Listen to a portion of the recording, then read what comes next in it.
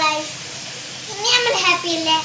ഇന്ന് happy happy Vishu. ഇപ്പൊ നമ്മള് ഒരു യൂട്യൂബ് ചാനല ഈ ഏഴണ്ടല്ല നമ്മുടെ കയ്യിൽ സാരി ഒന്നും ഇടാനല്ല, ജസ്റ്റ് ഈ ബനാന ലീഫ് നിങ്ങളൊക്കെ